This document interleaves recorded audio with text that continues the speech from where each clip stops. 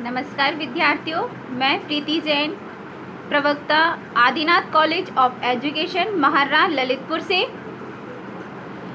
BEd second year Sanskrit की कक्षा में आज हम पढ़ेंगे संस्कृत भाषा के पाठ्यक्रम की समीक्षा।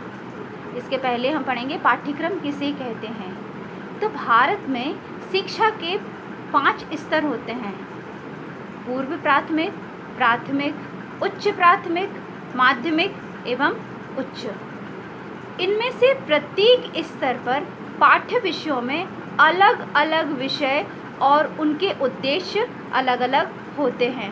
पाठ्यक्रम इन उद्देश्यों की प्राप्ति का सशक्त माध्यम है।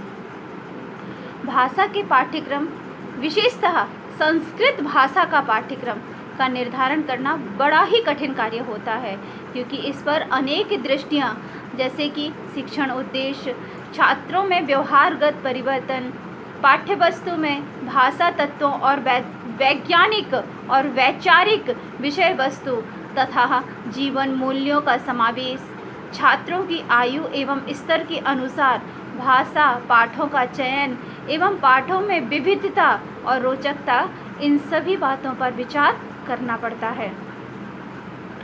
पाठ्यक्रम किसे कहते हैं? तो अलग अलग विद्वानों ने इसकी अलग अलग परिभाषाएं दी हैं। सबसे महत्वपूर्ण परिभाषा यह है जॉन डीवी की कि पाठ्यक्रम वह है जिसमें शिक्षा की प्रक्रिया को त्रिमुखी प्रक्रिया बताया गया है। इसका तृतीय महत्वपूर्ण अंग पाठ्यक्रम है, जो शिक्षा की दिशा का निर्धारण करता है और बालक को यह बताता है कि उसे क्या पढ़ना है। कहते हैं ना कि शिक्षा त्रिमुखी कार्यक्रम है। तो त्रिमुखी कार्यक्रम अर्थात बालक, शिक्षक और पाठ्यक्रम। तो त्रिमुखी कार्यक्रम में पाठ्यक्रम एक सबसे महत्वपूर्ण हिस्सा होता है। शिक्षण पद्धति में पाठ्यक्रम को माध्यमिक शिक्षा आयोग ने एक अलग ही तरीके से समझाया है। पाठ्यक्रम का अर्थ केवल उन सैद्धांतिक विषयों से नहीं है जो विद्यालय में परंपरागत रूप से पढ़ाए जाते हैं। अर्थात पाठ्यक्रम केवल वह नहीं है जो विद्यालय में केवल कुछ विषय, हिंदी, गणित, भूगोल, विज्ञान, अंग्रेजी, संस्कृत, ये विषय ही पढ़ाए जाते हैं या इनमें कुछ निश्चित पाठ या लेसन रख दिए गए तो इसे हम पाठ्यक्रम कहने लगे। नहीं, वरन इनमें अनुभवों की वह संपूर्णता भी सम्मिलित होती है जिसको बालक विद्यालय, कक्षा, पुस्तकालय, प्रयोगशाला, खेल के मैदान और अनौपचारिक संदर्भों में प्राप्त करते हैं। अर्थात विद्यालय के अंतर्गत, केवल कक्षा के अंतर्गत नहीं, विद्यालय के अंतर्गत होने वाली समस्त गतिविधियों को पाठ्यक्रम की श्रेणी में माध्यमिक शिक्षा आयोग ने रखा है।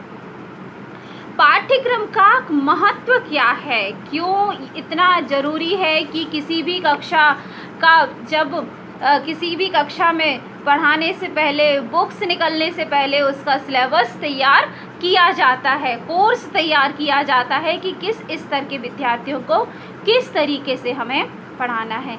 यह हमारी शिक्षण पद्धति का सबसे महत्वपूर्ण अंग होता है और एक शिक्षक का यह कर्तव्य होता है कि उसे पता होना चाहिए कि किस स्तर के विद्यार्थियों को हमें किस तरीके से पाठ्यक्रम का नियोजन करना है।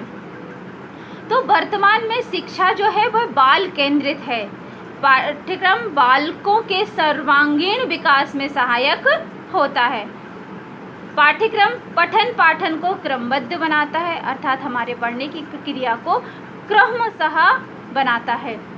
पाठ्यक्रम से बालकों को अपनी संस्कृति, परंपराओं आदि का ज्ञान प्राप्त होता है। पाठ्यक्रम के माध्यम से न केवल किताबी, अर्थात इसके साथ साथ समाज में, हमारी संस्कृति में, हमारे देश में हमारी क्या पहचान है, यहाँ की क्या रीति रिवाज है, इन सभी की जानकारी हमें पाठ्यक्रम के माध्यम से ही होती है। पाठ्यक्रम बालकों में नैतिक गुणों जैसे सत्य, विनम्रता, बड़ों का आदर, सहयोग, सहानुभूति, त्याग, मित्रता, श्रम आदि का महत्व करना सिखाता है। पाठ्यक्रम वह साधन है जो प्राचीन एकत्रित ज्ञान को बालकों को हस्तांतरित करता है। अर्थात प्राचीन में जो ज्ञान इकट्ठा किया हुआ था उसे भी पाठ्यक्रम एकत्रित करके बालकों को देता है। पाठ्यक्रम बालकों की कल्पना शक्ति, तर्क शक्ति और विचार शक्ति का विकास भी करता है। अर्थात पाठ्यक्रम के अंतर्गत वे सभी विषय सम्मिलित किए जाते हैं जिससे बालकों की कल्पना शक्ति, तर्क शक्ति और विचार शक्ति में विकास हो सके। और पाठ्यक्रम बालकों के भविष्य का निर्माण करता है और इस प्रकार उनके भविष्य का मार्ग प्रशस्त करता है। पाठ्यक्रम वह है जिसके माध्यम से, जिसमें वे सभी वस्तुएं शामिल की जाती हैं, उनके विकास स्तर को देखते हुए वे सभी वस्तुएं शामिल की जाती हैं जिसमें वह अपना भविष्य में मार्ग प्रशस्त कर सके। अगली कक्षा में हम पाठ्यक्रम के सिद्धांत को पढ़ेंगे। धन्यवाद।